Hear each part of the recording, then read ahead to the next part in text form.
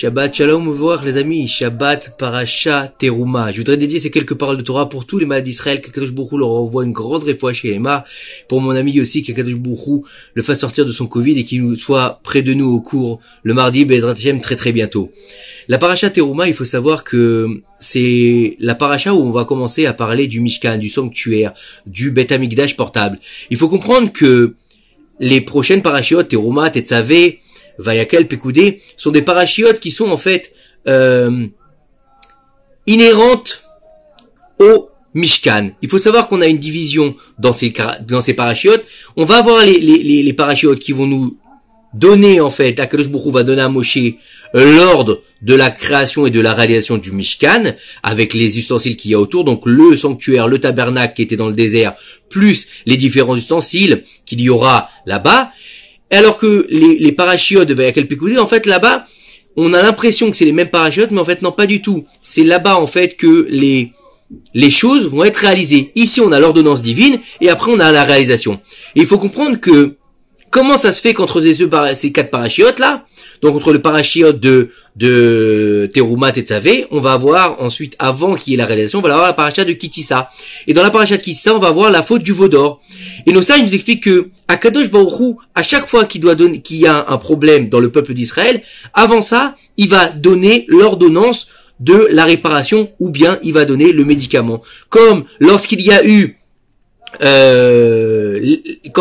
l'exil d'Égypte, à l'entrée de l'exil, la mère de Moshe Rabbeinu est née. Donc, le potentiel de Moshe était déjà né avant que l'esclavage commence. Lorsque, dans le mois d'Adar, nous fêtons Purim, nous voyons que Esther devient reine avant que Haman, le rachat, devienne premier ministre. Donc, c'est toujours les choses qui doivent réparer se font avant. Et là, c'est pareil. Dans la paracha de Kitissa, on aura la faute extrêmement grave du veau d'or, et la réparation du veau d'or, qu'est-ce que c'est? C'est le tabernacle pour faire résider la présence divine, à tel point que nos sages nous disent que, justement, Akadosh Baruch Hu, en résidant dans le Mishkan, il prouve aux enfants d'Israël qu'il les a pardonnés de la faute du veau d'or. Il faut savoir que, dans la paracha Veikrou li teroma, et qui prennent pour moi, Veikrou li. Et en fait, il faut comprendre que Dieu nous dit que, en fait, ce qu'ils vont prendre, ce que je veux moi, ils vont me faire un don. Je veux pas que une personne paye le Mishkan, je veux que tout le monde participe. Mais ce qui m'intéresse dans ce don, c'est pas combien il va donner, c'est pas qu'est-ce qu'il va donner, c'est pas parce qu'il faut savoir qu'il y avait besoin d'or, d'argent, de cuivre, de bois, etc. Il y avait besoin de beaucoup de choses. De tenture, on avait aussi besoin de savoir-faire, pour coudre, pour teindre, etc. On avait besoin de beaucoup de choses. Et il faut comprendre ici que, en fait, Dieu est dit au Bnei Israël, moi j'ai pas besoin, ça m'intéresse pas que vous me donniez beaucoup d'argent.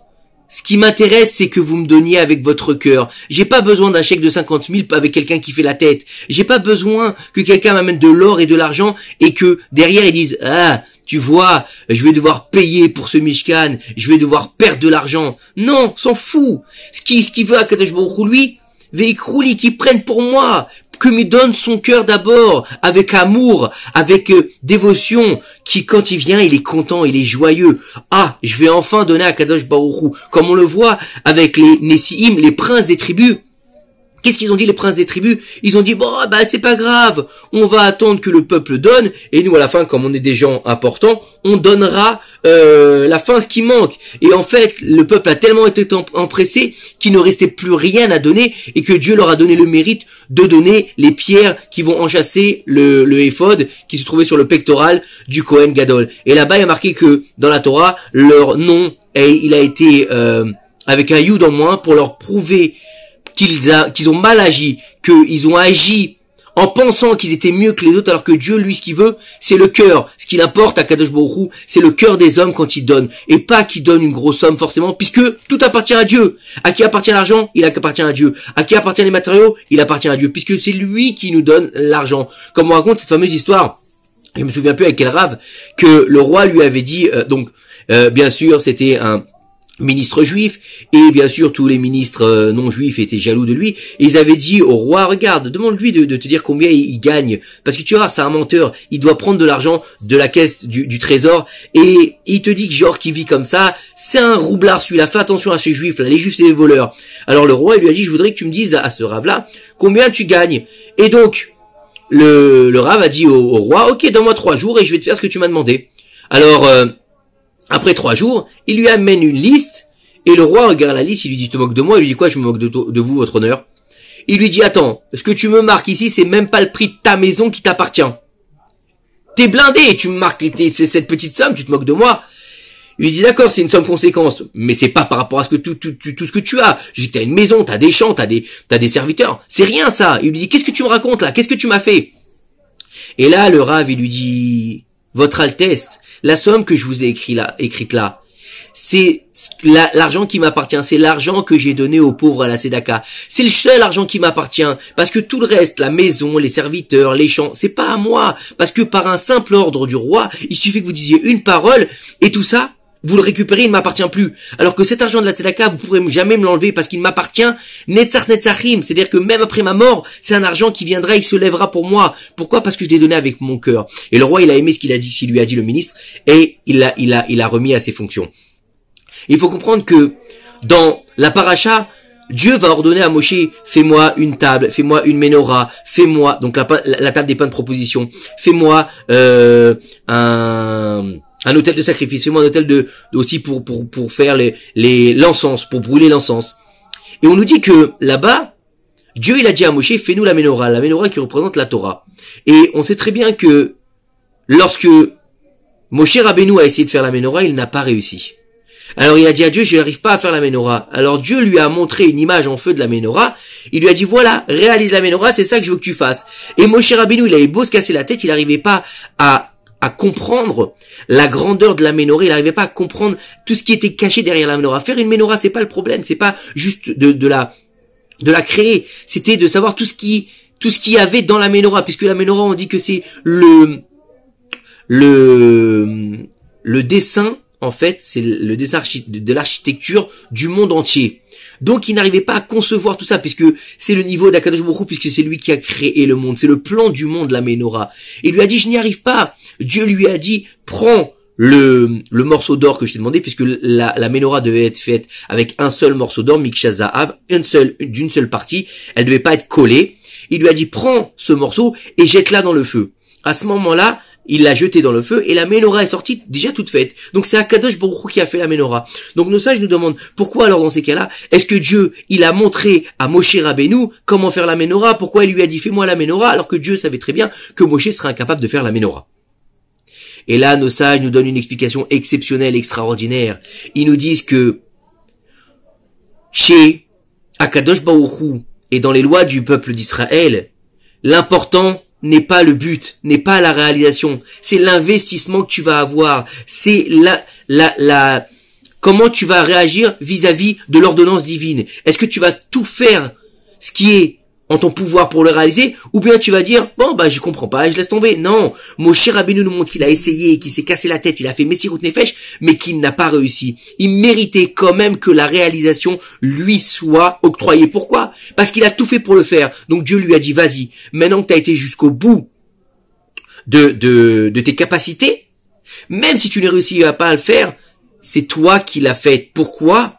Parce que t'as essayé au maximum. Donc, quand on essaye de faire une mitzvah au maximum, quand on essaye de se donner les moyens de faire une mitzvah, d'arriver à faire une mitzvah, on va tout faire. Et malheureusement, on a empêché pour raison financière, pour raison familiale, pour raison X raison. Et mais on a vraiment tout fait, qu'on est vraiment déterminé à la faire du fond de notre cœur. On a donné notre cœur à Akadosh Baruch Hu pour la faire. Parce que Dieu, il dit, je veux votre cœur. Il nous a dit, faites-moi un sanctuaire que je réside parmi vous. Il aurait dû dire, faites-moi un sanctuaire que je réside dedans. Non, je réside parmi vous. Ça veut dire quoi?